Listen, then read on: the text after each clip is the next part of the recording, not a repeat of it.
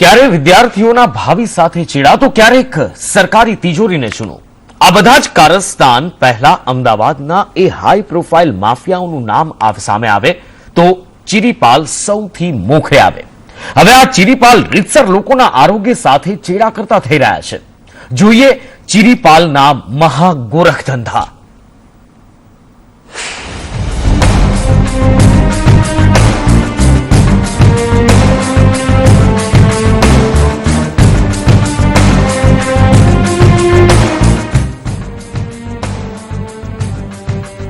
વિવાદનું બીજું નામ એટલે વેદ પ્રકાશ ચિરીપાલ। વારંવાર આગ લાગવાની ઘટના હોય કે ટેક્સ ચોરી કે પછી કેમિકલ રૂપી ઝેર રેડવાના તમામ કૌભાંડ, આ બધામાં ચિરીપાલનું નામ મોખરે છે।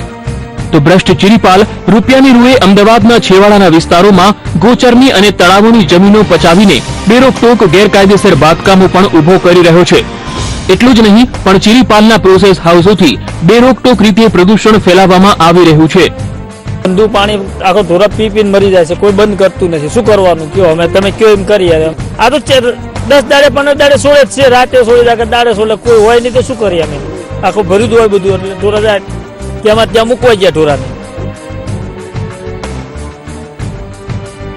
એક નજર કરીએ ચિરીપાલની ગેરકાયદે ઉભી કરાયેલ ફેક્ટરીઓ પર તો પીપળજમાં ગામતળની 6000 ચોરસ મીટર જમીન પર ગેરકાયદે શાંતિ પ્રોસેસ નામનું ઇન્ડસ્ટ્રીયલ એકમ ઉભું કર્યું, જ્યારે સૈદપુર અને ગોપાલપુરમાં 10,000 ચોરસ મીટરની ગાર્ડની જમીનમાં ફેક્ટરી ઉભી કરી।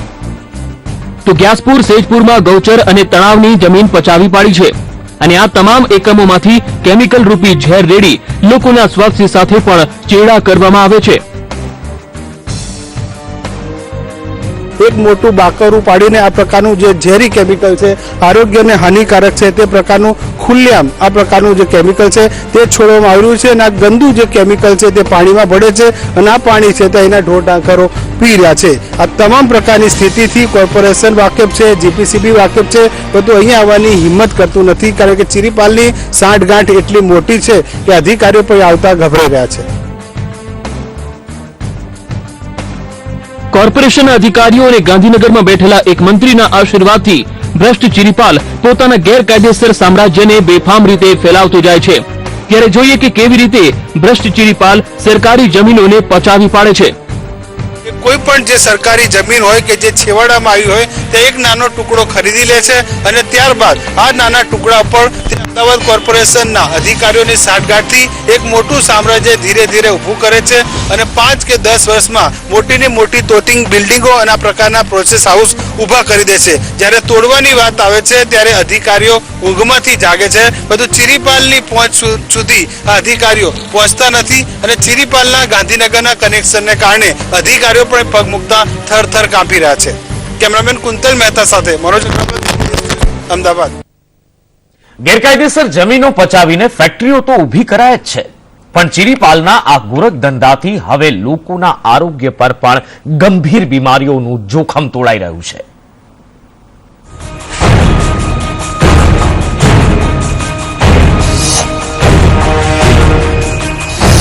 હવે ચિરીપાલ લોકોના આરોગ્ય સાથે ચેડા કરતો થઈ ગયો છે। પીપળજના સૈદપુર અને ગોપાલપુર પાસે ગેરકાયદેસર ઊભી કરાયેલી ચિરીપાલ ઇન્ડસ્ટ્રીઝે તમામ નિયમોને નેવે મૂકી દીધા છે। આ ઇન્ડસ્ટ્રીઝ દ્વારા ફેલાવવામાં આવતા પ્રદૂષણથી હવે સ્થાનિકો પર ગંભીર બીમારીઓનો ખતરો તોડાઈ રહ્યો છે। ચિરીપાલ ગ્રુપ દ્વારા જે પ્રદૂષણ ફેલાવાઈ રહ્યું છે, કેવા પ્રકારનું પ્રદૂષણ અહીંયા છોડવામાં આવી રહ્યું છે? એકદમ ઝેરી પ્રદૂષણ ફેલાય છે, અને જે બાલુનું ફેક્ટરી છે અમારા ઘરની સામે જ છે, બિલકુલ અડીને છે, એનો વારંવાર અમને કોલસી ઉડીને અમારા ધાબા ઉપર ઘરોમાં અંદર ઘૂસી જાય છે, અને એક એવું ભયંકર એનું જે સ્ટીમ જે છોડવામાં આવે છે, અમે રાતે સૂઈ ગયા તો એકદમ ભડકીને અમે ઉઠી પણ જઈએ છીએ, અને એને વારંવાર અમે મૌખિક રજૂઆતો કરીએ છીએ, તેમ છતાં એવું ધ્યાન આપતા નથી કે તમારે જ્યાં જવું હોય ત્યાં જે થાય એ તમે કરી લો। અને મામલતદાર ઓફિસના અધિકારીઓ, કલેક્ટર ઓફિસના અધિકારીઓ આમાં ઇન્વોલ્વ છે, અને એ કાયદો જાણતા હોવા છતાં પણ નાણાંના જોરે પૈસાનો ભ્રષ્ટાચારના કારણે એ આંખ આડા કાંડ કરે છે।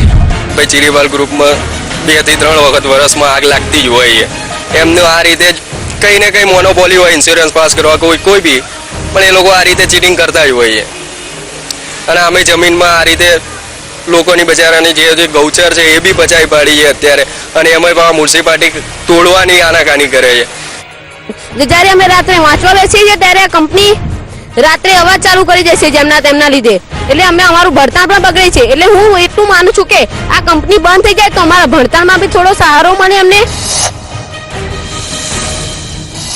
કોર્પોરેશનના અધિકારીઓને ભરપેટ મલાઈ ખવડાવી વર્ષોથી ચિરીપાલે પોતાનો સિક્કો જમાવી રાખ્યો છે. આ ગોરખ ધંધા સામે સ્થાનિકો રજૂઆત અને આરટીઆઈથી ફરિયાદો નોંધાવે છે. તેમ છતાં એક મંત્રી અને ભ્રષ્ટ અધિકારીઓના આશીર્વાદથી ચિરીપાલના કાળા કામો પર આંચ પણ નથી આવતી.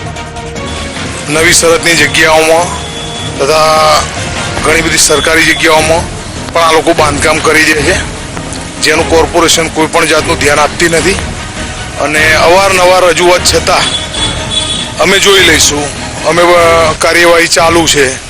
છેલ્લે જતાં જોઈએ તો કોઈ પણ જાતની નોટિસ પણ નથી આપતા લોકો, અને છેલ્લે બહુ દબાણ કરીએ તો એ લોકો કાર્યવાહીમાં બસ નોટિસો ઓનલી કરે છે, નોટિસોનું કામકાજ કરે છે. બાકી બધું એમને એમ પડ્યું હોય. ચિરીપાલના ગોરખ ધંધાની સૈજપુર સહિત શાહવાડી વિસ્તારોમાં વિપરીત અસર પડી રહી છે, જેની સામે કેટલાક લોકો ડરના માર્યા અવાજ નથી ઉઠાવતા અને ભૂલમાં જો કોઈ અવાજ ઉઠાવી પણ લે તો તેમને તંત્રની નફટાઈનો વરવો અનુભવ થાય છે. સંજય ટાંક સાથે મનોજ અગ્રાવત, સંદેશ ન્યૂઝ, અમદાવાદ.